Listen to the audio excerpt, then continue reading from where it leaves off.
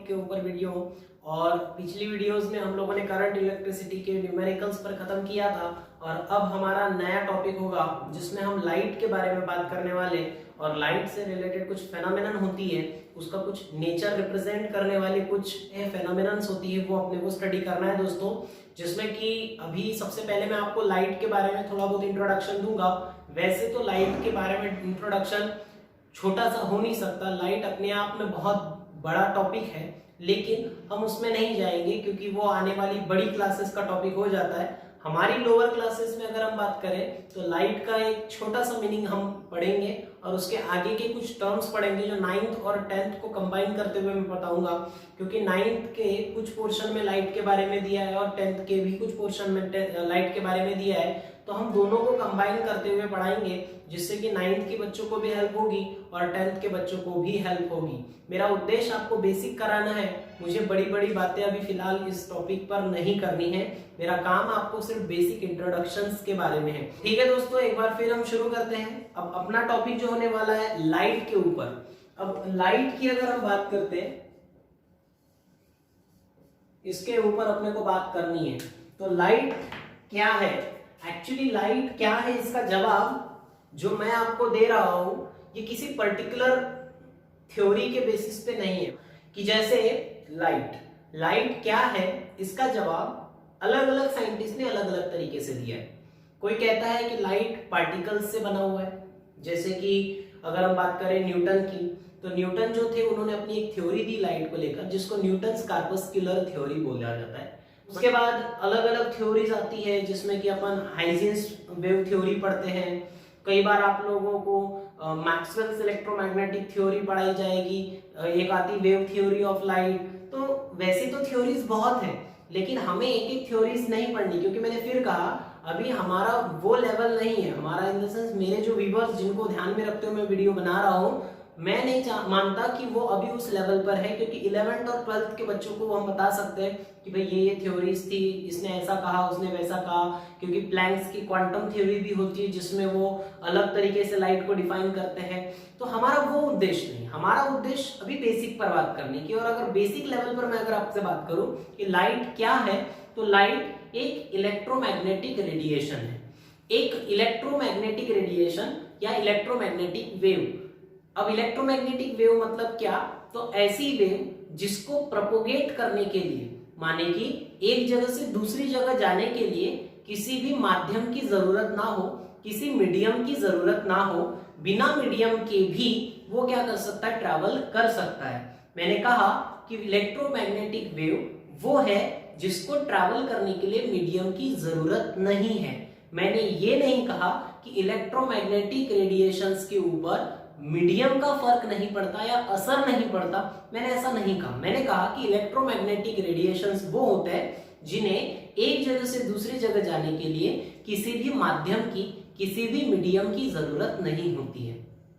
तो लाइट भी उन्हीं में से एक है। लाइट एक ऐसी इलेक्ट्रोमैग्नेटिक वेव है जिसको ट्रैवल करने के लिए, एक जगह से दूसरी जगह जाने के लिए किसी मीडियम की जरूरत नहीं होती है।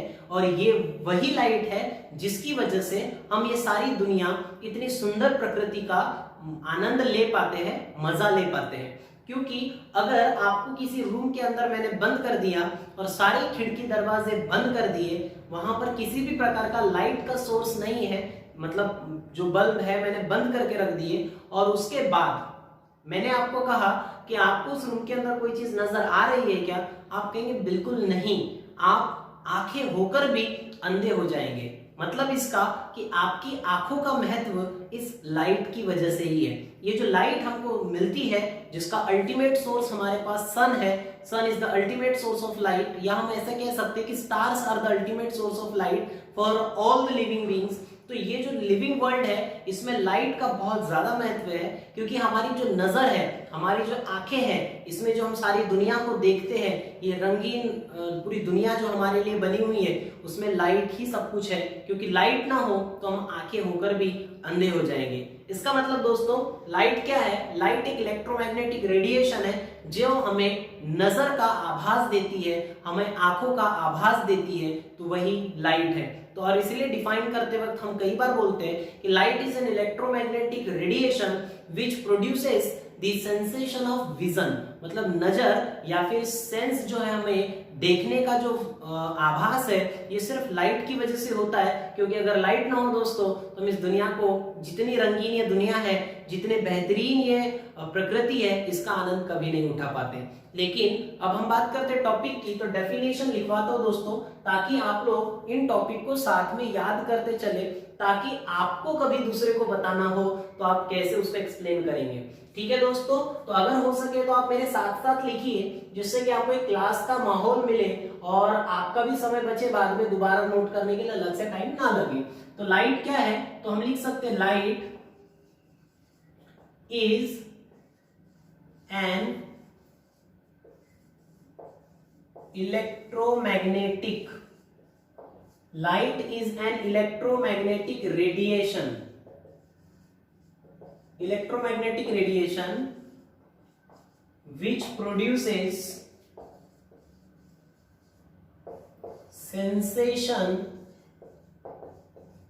of vision, sensation of vision यानी कि जो हमें नजर का आभास होता है, हमें जो एक पूरी दुनिया दिखती है वो सिर्फ लाइट की वजह से, लाइट ना हो तो हम इस दुनिया को नहीं नजर में ला पाएंगे या देख नहीं पाएंगे। और लाइट का मतलब मैं वो बल्ब से निकलने वाले ही लाइट की बात कर रहा हूं, ऐसा नहीं है। लाइट का मतलब जो हमारा अल्टीमेट सोर्स है, मैंने पहले भी कहा कि हमारे पास अल्टीमेट सोर्स लाइट का बल्ब या ट्यूबलाइट नहीं है, हमारे पास अल्टीमेट सोर्स ऑफ लाइट सन है। सन ही वो सारी लाइट हमको देता है जिससे हम सारी दुनिया को देख पाते हैं। ठीक है दोस्तों, तो हमारे पास लाइट का एक प्यारा सा डेफिनेशन हमने लिख लिया है। और लाइट क्या है, तो लाइट एक इलेक्ट्रोमैग्नेटिक रेडिएशन है। और कई बार लोग आपको जांचने के लिए छोटे छोटे सवाल पूछते हैं। अगर आपसे किसी ने पूछा कि व्हाट इज इलेक्ट्रोमैग्नेटिक रेडिएशन, तो आप बहुत अच्छे तरीके से उसको जवाब देंगे कि भैया इलेक्ट्रोमैग्नेटिक रेडिएशन वो होते हैं जिनको एक जगह से दूसरी जगह जाने के लिए, ट्रैवल करने के लिए, या फिर बेहतर शब्द कहेंगे प्रोपोगेट करने के लिए किसी प्रकार के मीडियम की आवश्यकता नहीं होती है। बिना मीडियम के वो एक जगह से दूसरी जगह जा सकते हैं, तो उनको हम कहते हैं इलेक्ट्रोमैग्नेटिक रेडिएशन। फिर वो आपको ये भी पूछ सकता है कि भैया बताओ फिर जिसको एक जगह से दूसरी जगह जाने के लिए मीडियम की जरूरत होती है उसको क्या बोलते हैं, तो उसको हम कहते हैं मैकेनिकल रेडिएशन या फिर मैकेनिकल वेव। बोले इसका कोई उदाहरण दो, तो उसका उदाहरण है आवाज, साउंड। साउंड जो है ध्वनि, ध्वनि ऐसी चीज है जिसको एक जगह से दूसरे जगह जाने के लिए आपको माध्यम की जरूरत पड़ती है, मीडियम की जरूरत पड़ती है। जो दोस्तों मैं अभी आपके सामने बोल रहा हूं ये आप तक सुनाई इसीलिए आ रहा है क्योंकि जब मैं बोलता हूं तो इस वातावरण में जो छोटे छोटे कण है, कण मतलब कि पार्टिकल्स, वो पार्टिकल्स उस दिए हुए साउंड की वजह से वाइब्रेट होते हैं और वही वाइब्रेशन की वजह से आप तक ये आवाज पहुंच पाती है। इसीलिए जब कोई बंदा स्पेस में जाता है तो स्पेस में उजाला जरूर होता है लेकिन आवाज नहीं आती। क्यों? क्योंकि वहां पर किसी प्रकार का मीडियम नहीं होता, क्योंकि स्पेस में वैक्यूम है, कोई पार्टिकल नहीं है जो वाइब्रेट करे और साउंड तक को आप तक पहुंचाए। लेकिन स्पेस में उजाला मतलब लाइट ट्रैवल करती है, इसीलिए तो सन की जो लाइट है वो अर्थ तक पहुंच पाती है। क्यों? क्योंकि पूरे ब्रह्मांड में पार्टिकल्स नहीं है।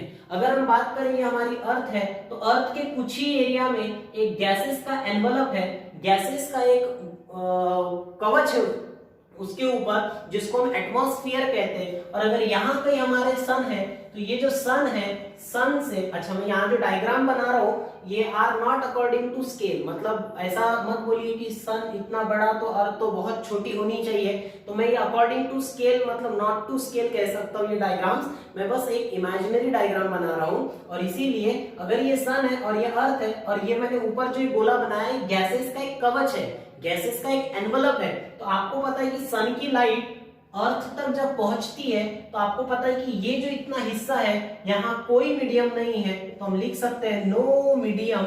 और अगर कोई मीडियम नहीं है मतलब कि उसको हम वैक्यूम कह सकते हैं। और ये जो वैक्यूम होता है, इस वैक्यूम में किसी प्रकार का मीडियम नहीं होता, फिर भी सन की लाइट अर्थ तक पहुंच जाती है। भले अर्थ के इतने पोर्शन में एटमॉस्फेयर हो, इतने पोर्शन में या पूरे इतने हिस्से में एटमॉस्फेयर हो, लेकिन इस हिस्से में कोई भी एटमॉस्फेयर नहीं है, बावजूद इसके लाइट ट्रैवल कर लेता है, इसका मतलब ये है कि भैया जो ये मीडियम है, इस बिना मीडियम के भी लाइट ट्रैवल कर सकती है, और इसलिए लाइट को हम इलेक्ट्रोमैग्नेटिक रेडिएशन कहते हैं। जबकि स्पेस में जाने के बाद आवाज नहीं आती है। आवाज नहीं आने का मतलब यह है वहां पर मीडियम का एब्सेंस है, बिना मीडियम के साउंड ट्रैवल नहीं करता, और इसलिए sound is a mechanical wave और light is an electromagnetic wave. ये दोनों ही बड़े स्पेसिफिक एग्जांपल्स है दोनों वेव को एक्सप्लेन करने के लिए। आगे हमने लिखा which produces sensation of vision, मतलब जो देखने का आभास हमें होता है या हम जो चीजें देख पाते हैं वो सिर्फ और सिर्फ लाइट की वजह से। लाइट ना होती तो सारी दुनिया में हम सिर्फ अंधे होते, और शायद लाइट ना होती तो ये दुनिया होती ही नहीं, क्योंकि अगर लाइट नहीं होती मतलब कि सन नहीं होता, और सन नहीं होता तो आप समझ सकते हो कि हमारे पास सिर्फ सन अल्टीमेट सोर्स ऑफ लाइट नहीं है, it is the ultimate source of energy. Energy का अंत सोर्स जो है, स्रोत जो है, वो हमारे लिए सिर्फ और सिर्फ सन ही है, क्योंकि कोई भी एनर्जी अगर हमारे पास डिराइव होती है तो it is ultimately derived from the sun. How, कैसे हम कह सकते हैं ऐसे? तो ऐसे हम इसलिए कह सकते हैं कि अगर आप किसी भी एनर्जी की बात करें तो उसका कहीं ना कहीं अगर अंततः कोई स्रोत ढूंढा जाएगा, तो जैसे मैं अगर आपके सामने कहता हूं कि हम अनाज खाते हैं, हम खाना खाते हैं, उससे हमको एनर्जी मिलती है, फूड गिव्स अस एनर्जी। लेकिन फूड के पास एनर्जी कहां से आती है? तो आपको पता है कि जो खाना हम खाते हैं, जैसे चावल हम खाते हैं, गेहूं हम खाते हैं, ये ग्रीन हरे पौधे होते हैं, ग्रीन प्लांट्स होते हैं, and green plants derive their energy from the sun, क्योंकि while performing photosynthesis they require sunlight and this sunlight is provided from the sun।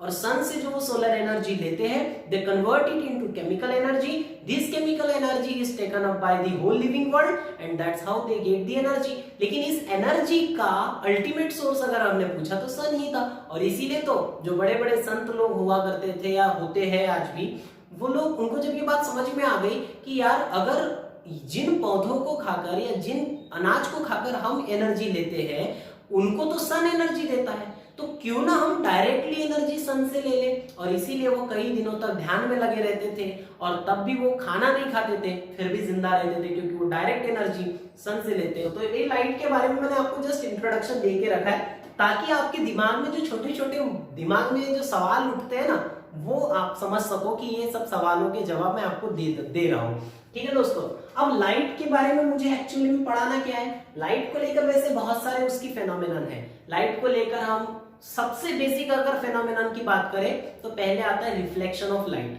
दूसरा आता है रिफ्रैक्शन ऑफ लाइट, फिर आने वाली क्लासेस में आप पढ़ेंगे diffraction of light, interference of light है, फोटो इलेक्ट्रिक इफेक्ट। तो ऐसी बहुत सारी टर्म्स आती है लाइट को लेकर जो आप फेनोमेनन के तौर पे पढ़ते हैं, लेकिन हमारा वो उतना लेवल जाना नहीं है हमें। अभी फिलहाल हमें बात करनी है रिफ्लेक्शन की और रिफ्रैक्शन की। ठीक है दोस्तों, तो अभी हम बात करते हैं पहले रिफ्लेक्शन ऑफ लाइट। तो पहली बात है हमारी,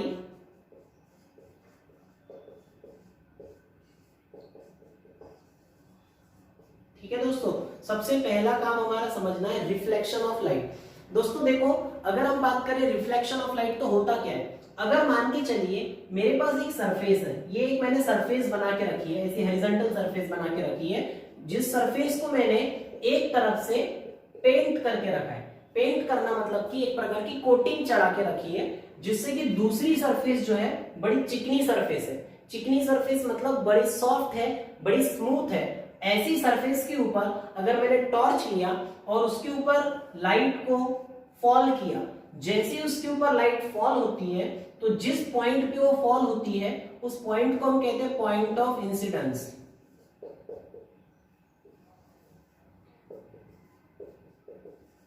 देखो दोस्तों, जो लाइट को अपन उस सरफेस के ऊपर, लाइट के ऊपर जैसे गिरा रहे हैं ना, लाइट जब गिरती है उसके ऊपर, तो गिरना इस शब्द के लिए हम इंसिडेंस यूज कर रहे हैं। तो जिस पॉइंट पे गिरी उसको पॉइंट ऑफ इंसिडेंस बोलते हैं। और तुमको पता ही है कि जब ऐसी प्लेन सरफेस पे लाइट जब पड़ती है तो पड़ने के बाद वो टकरा के वापस जाती है। ये जो टकरा के लाइट वापस जाती है ना, देखो दोस्तों, ये जो मैं आपके सामने बना रहा हूं, इट इज रे डायग्राम।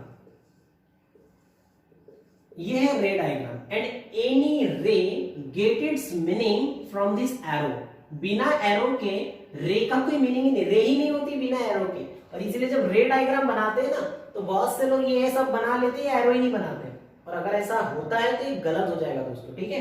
तो आप सबसे पहले बात समझ लो कि अगर ये लाइट थी, मैंने इस प्लेन पॉलिश्ड सरफेस के ऊपर अगर फॉल की, देखो मेरी बात को फिर से समझो, मेरे पास एक लाइट है और लाइट की बीम मैंने फॉल की इस प्लेन पॉलिश्ड सरफेस के ऊपर, प्लेन पॉलिश्ड सरफेस के ऊपर अगर मैंने लाइट को फॉल किया, तो जिस पॉइंट पे वो फॉल होती है उसको हम पॉइंट ऑफ इंसिडेंस कहते हैं। और हम अपने कैलकुलेशंस के लिए, क्योंकि ये जब हम फेनोमेनन पढ़ रहे हैं तो इस पूरी प्रॉपर्टी को हम मैथमेटिकली जब समझेंगे तो उसके लिए हमें अलग अलग एंगल्स की जरूरत पड़ती है, और उन एंगल्स को मेजर करने के लिए जो रेफरेंस लाइन होती है, ध्यान से समझ लो दोस्तों कि ये पूरे फेनोमेनन को, इस पूरे सिद्धांत को जब हम मैथमेटिक्स के लेवल पे समझेंगे तो हमें उसके लिए बहुत सारे एंगल्स मेजर करने पड़ते हैं, और एंगल्स मेजर करने के लिए हमें रेफरेंस लाइन ड्रॉ करते हैं। अब वो कहां ड्रॉ करते हैं? हम वो रेफरेंस लाइन ड्रॉ करते हैं पॉइंट ऑफ इंसिडेंस पे।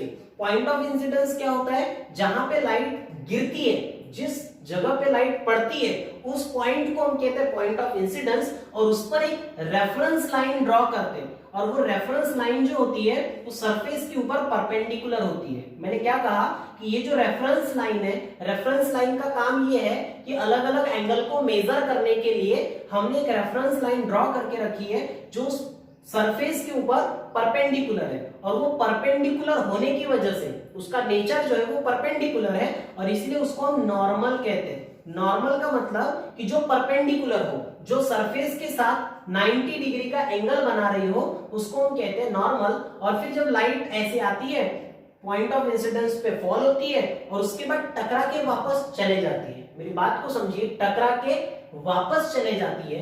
ये उसी प्रकार है जैसे हम किसी रबर के बॉल को, रबर का बॉल पकड़े और दीवार के ऊपर जैसे हमने फेंका तो बॉल गया, दीवार पे टकराया और टकरा के वापस आया। आप हम उसको जनरल भाषा में बाउंस होना कहते हैं। बॉल को पकड़ा, रबर बॉल को पकड़ा और जमीन पे फेंका तो बॉल गया, जमीन पे टकराया और ऊपर वापस आया, हम इसको भी बाउंस कहते हैं। तो एक प्रकार से ये भी लाइट का बाउंस है। लाइट किसी प्लेन पॉलिश्ड सरफेस पे, लाइट किसी प्लेन पॉलिश्ड सरफेस पे पड़ने के बाद जैसे ही बाउंस होती है, वापस आती है, टकरा के वापस आती है, उसी को हम रिफ्लेक्शन ऑफ लाइट कहते हैं। और रिफ्लेक्शन ऑफ लाइट को अगर एक्सप्लेन करना हो तो हम ऐसा कह सकते हैं अपनी भाषा में कि हम ऐसा कह सकते हैं बाउंसिंग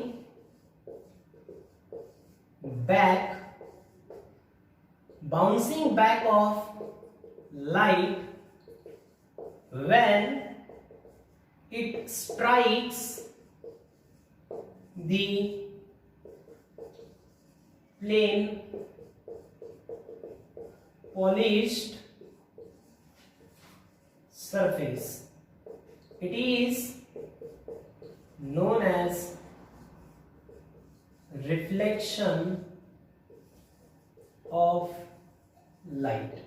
ठीक है दोस्तों, तो अगर किसी ने पूछा what is reflection of light, तो मैंने आपको यहां बताया कि जब लाइट किसी प्लेन पॉलिश्ड सरफेस के ऊपर पड़ती है और पड़ने के बाद टकरा के वापस जाती है, टकराने के लिए शब्द मैंने लिखा है स्ट्राइक्स, जैसे ही वो टकरा के वापस जाती है, बाउंस हो जाती है, उसको हम कहते हैं रिफ्लेक्शन ऑफ लाइट। और जो बीम ऑफ लाइट, ये जो बीम है, जो वो लाइट पड़ रही है, तो जो आने वाली लाइट है या बीम है उसको हम इंसिडेंट रे बोलते हैं। ये है हमारी इंसिडेंट रे। जिस पॉइंट पे गिरी उसको हम कहते हैं पॉइंट ऑफ इंसिडेंस। टकरा के वापस गई, देखिए टकराई यहां पे और टकरा के वापस गई। बाहर क्यों नहीं जा सकती? क्योंकि मैंने सरफेस पे पेंट करके रखा है। जो सरफेस है वो ट्रांसपेरेंट नहीं है। ट्रांसपेरेंट नहीं मतलब लाइट उसमें से आर पार नहीं जा सकती। जो लाइट है वो टकरा के वापस इसीलिए गई क्योंकि मैंने सरफेस जो ली थी वो ओपेक सरफेस ली थी। ओपेक का मतलब जिससे आर पार आप देख नहीं सकते। क्यों नहीं देख सकते? क्योंकि लाइट एक साइड से दूसरे साइड नहीं जा सकती, इसीलिए आप एक चीज के बाहर तक दूसरे साइड का नहीं देख पाते। ठीक है, तो मैंने आपको यहाँ क्या बोला था शुरुआत में कि एक प्लेन सरफेस है जिसको मैंने पेंट करके रखा या कोट करके रखा। जैसे कि आपके घर में एक मिरर होता है, आईना, इस आईने के ऊपर अगर आप टॉर्च से लाइट मारेंगे तो आपको आईने की उस साइड आपको लाइट जाती हुई नजर नहीं आएगा, क्यों? टकरा के वो वापस आ जाएगा। तो यही जो है इसी को हम रिफ्लेक्शन ऑफ लाइट कहते हैं। ठीक है दोस्तों, तो अब ये जो लाइट फॉल होती है, जो लाइट फॉल होती है उसको हम इंसिडेंट रे कहते हैं, और जब टकरा के वापस जाती है तो उसको रिफ्लेक्टेड रे बोलते हैं, रिफ्लेक्टेड रे। ठीक है, तो एक इंसिडेंट रे और एक रिफ्लेक्टेड रे। ठीक है दोस्तों, तो पहले आप इसका एक स्क्रीनशॉट लो, क्योंकि बोर्ड अब भर चुका है तो हमें बाद में कंफ्यूजन हो, उससे अच्छा हम पहले इसको क्लीन करके दोबारा से और चीजें समझ लेंगे। ठीक है, फिगर क्या रिप्रेजेंट करती है? फिगर रिप्रेजेंट करती है रिफ्लेक्शन ऑफ लाइट को।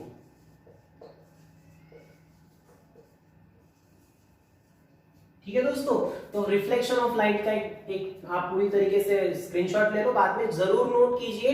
और जो बच्चे हमारे कोचिंग वाले हैं उनको तो मैं आपको ये कह ही रहा हूं कि जब आप जैसे ही लॉकडाउन क्लियर होगा, कोचिंग में वापस आएंगे, तो हमने जितना वर्क आपसे कराया है, पूरी वीडियोस के वर्क हम आपसे चेक कराएंगे कि भैया आपने सारा कंप्लीट किया है या नहीं किया है, क्योंकि हम ये सब जो कर रहे हैं वो मध्य आपको ही रखते हुए कर रहे हैं, आपको ही ध्यान में रखते हुए ये सब बातें हो रही है। इसीलिए आप हमारी मेहनत को सफल तभी कहलाएंगे जब आप पूरी तरीके से काम बराबर करेंगे। और ऐसा भी नहीं कि हम बहुत काम करा रहे हैं आपसे, बहुत छोटा काम है। 24 घंटे में से अगर 2-3 घंटा आपने पढ़ाई के लिए निकाल लिया तो भी बहुत इनफ है। ठीक है दोस्तों, तो एक बार स्क्रीनशॉट लो, मैं आगे की बातें करने वाला हूँ। पहले मैंने क्या बताया? लाइट, और उसके बाद मैंने बताया रिफ्लेक्शन ऑफ लाइट। लाइट का बाउंसिंग बैक हो जाना, टकरा के वापस चले जाना। ठीक है दोस्तों, अब मेरा अगला टॉपिक जो है, मतलब रिफ्लेक्शन के ऊपर ही बात कर रहा हूं मैं अभी, अगले टॉपिक पे तो नहीं जाऊंगा, लेकिन इसमें थोड़ी आगे की बातें सोचो, समझो, क्योंकि ये जो मैं आपको बता रहा हूं ये एक प्रकार का एक बैकग्राउंड क्रिएट करेगा लॉज ऑफ रिफ्लेक्शन के लिए। लॉज ऑफ रिफ्लेक्शन मतलब रिफ्लेक्शन के नियम, जो भी नियम बने हुए उसको समझने के लिए वो हमें यहाँ पर सीखने मिलेंगे। ठीक है, तो अभी देखो दोस्तों, ये हमने एक सरफेस बनाई। अगर ये ऐसी सरफेस है जिसमें हमने एक साइड से कोटिंग किया है, पेंट किया हुआ है, तो अब हम इसको मानने लगेंगे प्लेन पॉलिश्ड सरफेस। ठीक है, प्लेन पॉलिश्ड सरफेस हम इसको मानने लगेंगे। ये ऐसी लाइट इस पे फॉल किया मैंने, जैसी ये लाइट फॉल किया, मैं इसको अपनी भाषा में, अपनी मतलब इसको माना ही जाता है इंसिडेंट रे कह सकते हैं। जिस पॉइंट पे लाइट फॉल होती है उसको हम कहते हैं पॉइंट ऑफ इंसिडेंस। देखो आप साथ में मेरे साथ भी दोहराया करो अगर आपको याद होते हैं नाम तो। पॉइंट ऑफ इंसिडेंस, और आपको पता है कि मैंने बोला था कि बहुत सारे एंगल्स के मेजरमेंट के लिए एक रेफरेंस लाइन हमें ड्रॉ करनी होती है, जो ड्रॉ करनी है पॉइंट ऑफ इंसिडेंस पे। कहां ड्रॉ करनी है दोस्तों? पॉइंट ऑफ इंसिडेंस पे। और ये पॉइंट ऑफ इंसिडेंस पे जो लाइट ड्रॉ करनी है, लाइन ड्रॉ करनी है, वो सरफेस के ऊपर परपेंडिकुलर होती है। ये जो रेफरेंस लाइन है, ये रेफरेंस लाइन सरफेस के ऊपर परपेंडिकुलर होती है, और इसीलिए इसको नॉर्मल कहते हैं। नॉर्मल का मतलब होता है परपेंडिकुलर। ठीक है, अब लाइट आई, टकरा के वापस चले गए। लाइट आके टकरा के जो वापस गई, जो लाइट वापस गई उसको हम रिफ्लेक्टेड रे कहते हैं। ठीक है दोस्तों, रिफ्लेक्टेड रे। तो अभी यहां पर कुछ इंपॉर्टेंट बातें जो मैं आपको बता रहा हूं, थोड़ा उस पर ध्यान से देखिए, समझने की कोशिश कीजिए कि मैं आपको क्या बता रहा हूं। ध्यान से देखिए।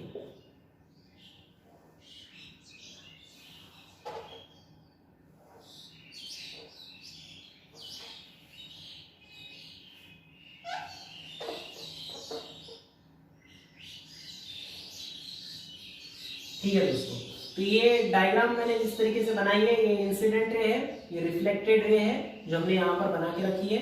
अब आगे का देखो, यहां पर आप देख रहे होंगे कि ये इंसिडेंट रे है, जिस पॉइंट पे इंसिडेंट हो रही है उसको हम कहते हैं पॉइंट ऑफ इंसिडेंस। इस पे एक रेफरेंस लाइन ड्रॉ करके रखी है, रेफरेंस लाइन ड्रॉ करके रखी है, और ये रेफरेंस लाइन जो है वो सरफेस के ऊपर परपेंडिकुलर है, इसलिए हम उसको नॉर्मल नाम दे रहे हैं। तो ये इंसिडेंट रे और नॉर्मल, इसके बीच में एक एंगल बन रहा है।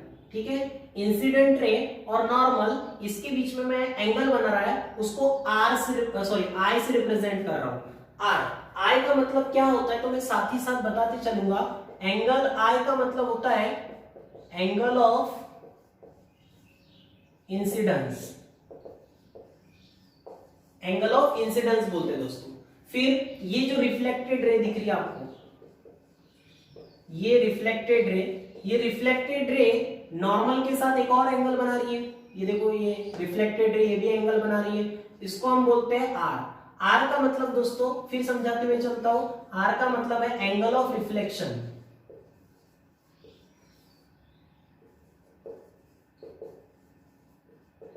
एंगल ऑफ रिफ्लेक्शन, ठीक है दोस्तों। अब एक इंपॉर्टेंट बात जो मैं आपको बता रहा हूं, ध्यान से सुनिएगा।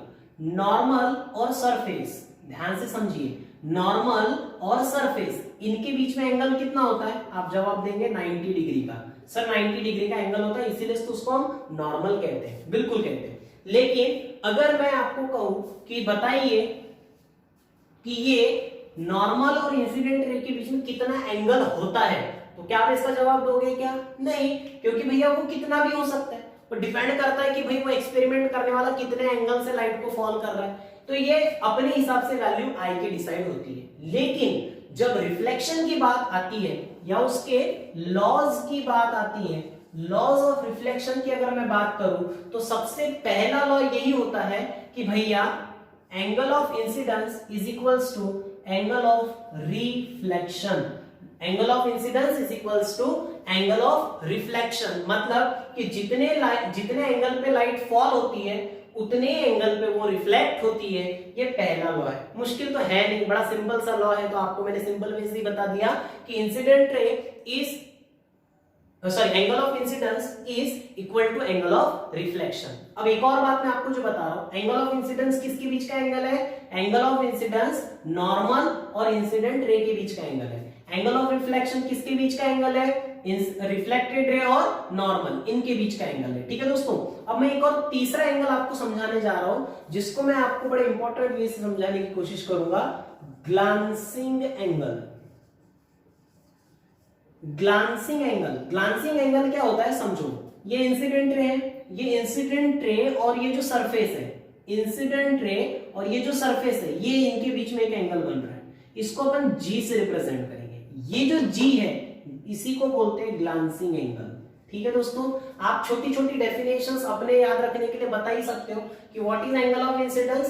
The angle between incident ray and normal. The angle between incident ray and the normal is angle of incidence. What is angle of reflection? Angle between reflected ray and normal. What is angle between? Angle between reflected ray and normal. ठीक है दोस्तों। What is angle of reflection बताया। फिर what is glancing angle? Angle between incident ray and surface या plane polished surface. Angle between incident ray and plane polished surface is the glancing angle. अब भाषाएं अलग अलग हो सकती है, कोई ऐसा भी कह सकता है कि the angle made by incident ray with the surface is called as glancing angle. तो भाषाओं का वो अपने अकॉर्डिंग चलेगा, लेकिन आपको समझना चाहिए कि क्या होता क्या है। ठीक है दोस्तों। अब आपको पता है कि अगर इतना एंगल लूं, देखो मेरे मार्कर की मूवमेंट को समझो आप, ये इतना एंगल लूं तो 90 डिग्री है, आपको पता है। अगर मैंने लिया ये इतना पोर्शन आय है, ठीक है, ये इतना पोर्शन आय है, तो अगर इतना पोर्शन आय है तो ये जो जी है वो कितना होगा? 90 माइनस आय। ये 90 माइनस आय होगा। क्यों दोस्तों? क्योंकि ये पूरा इतना पोर्शन 90 है, उसमें से इतना पोर्शन आय है, तो बचा कितना? तो पूरे 90 में से आय को माइनस कर दो, तो बचा मतलब जी। जी मतलब ग्लांसिंग एंगल कितना होता है? 90 माइनस आय। ये वाला जो पोर्शन होगा वो कैसे निकालेंगे? ये पूरा एंगल 90 डिग्री है, उसमें से इतना पोर्शन आर है, तो बचेगा कितना? 90 माइनस आर। और इसको भी हम ग्लांसिंग एंगल बोल सकते हैं। क्यों? क्योंकि आपको पता है कि 90 माइनस आर इधर है, 90 माइनस आर इधर है, और आई और आर दोनों इक्वल है। मतलब अगर ये 20 है तो ये भी 20 है, तो 90 माइनस 20 70, 90 माइनस 20 70।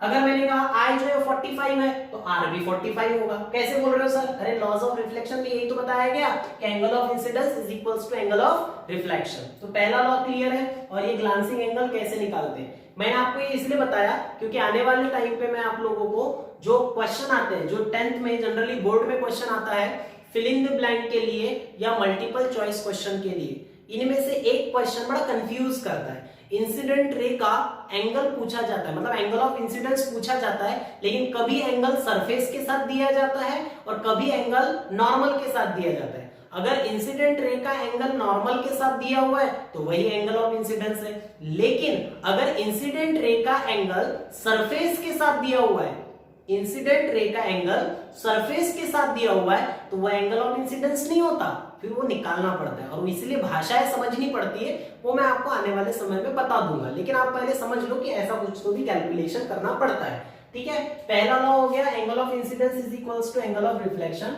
दूसरी बात, ये जो हमने यहाँ तीनों चीजें बनाई, तीनों चीजें कौन सी, इंसिडेंट रे, नॉर्मल और रिफ्लेक्टेड रे, तीनों आपको एक ही प्लेन में दिख रहे हैं। एक ही प्लेन का मतलब सर, एक ही प्लेन का मतलब ऐसा नहीं होगा कि ये, अब मैं थोड़ा सा आपको इधर समझाऊंगा कैसे, कि अगर मान के चलो ये इंसिडेंट रे ऐसी फॉल हो रही है, ठीक है, ये सरफेस है ऐसी प्लेन पॉलिश्ड सरफेस और लाइट ऐसी फॉल हो रही है, ये इंसिडेंट रे है, यहाँ पे एक इमेजिनरी रेफरेंस लाइन ड्रॉ करी जिसको अपन नॉर्मल बोलते हैं, और ये टकरा के लाइट ऐसी जाएगी, ऐसी लाइट आके ऐसी नहीं जाएगी। मतलब ये जो हमारा प्लेन है, ये जो वर्टिकल प्लेन है, लाइट उसी प्लेन में रिफ्लेक्ट होगी, प्लेन के बाहर रिफ्लेक्ट नहीं होगी या प्लेन के अंदर भी रिफ्लेक्ट नहीं होगी। और इसीलिए तीसरी बात ये होती है कि इंसिडेंट रे, दूसरा लॉ है ये, incident ray, normal and reflected ray, all the three lie in a single plane। और इसीलिए मुझे इस बोर्ड पे इसको डायग्राम को बनाने में भी उतनी कोई तकलीफ नहीं गई। क्यों? क्योंकि सारे एक ही प्लेन में हैं और मैं एक ही प्लेन में डायग्राम बना सकता हूं। ठीक है दोस्तों, तो मैंने आपको एक छोटी सी सिंपल सी कंसेप्ट है, आपने अगर पहली बार सुनी होगी तो थोड़ा नया लगा होगा, जिनने पहले सुना है उनके लिए कोई ये बड़ी बात है नहीं, और इसीलिए मैंने इसको बड़े एफर्टलेसली आपके सामने रखा है। अगर आपको मेरी पढ़ाई हुई वीडियोस आपको अच्छी लगती है, आपको मेरे पढ़ाना में अच्छा लगता है, अगर मेरी बातें सुननी अच्छी लगती है तो इस वीडियोस को जरूर आप लाइक कीजिए, अपने दोस्तों के साथ शेयर कीजिए और रेगुलरली वीडियोस फॉलो करो, आपको जरूर सीखने मिलेगा और मैं आपके लिए अच्छी अच्छी चीजें लाता रहूंगा। लेकिन उससे पहले आप इसका एक स्क्रीनशॉट लो ताकि आप इसको नोट कर सको, क्योंकि अगर आप इसको नोट नहीं करोगे तो मैंने फिर पहले भी कहा है, आप ऐसी हजारों वीडियो देख लो, आपका कोई बेनिफिट नहीं होगा। आप जब रेगुलर वीडियोस देखते हो और उसको नोट करके रिवाइज करते हो तो वो आपके कॉन्शियस में बैठ जाएगा, आपको फिर वो नॉलेज बन जाएगा, सिर्फ इंफॉर्मेशन नहीं रहेगा। तो एक स्क्रीनशॉट ले लिया होगा आप लोगों ने। तो उम्मीद है दोस्तों आपको मजा आ रहा है मेरी वीडियोस देखने में। अब मैं आपसे अलविदा लेता हूं और मैं अगली वीडियो लेकर आऊंगा जिसमें मैं रिफ्लेक्शन के आगे की और बातें करूंगा। तब तक घर पे रहिए, सुरक्षित रहिए।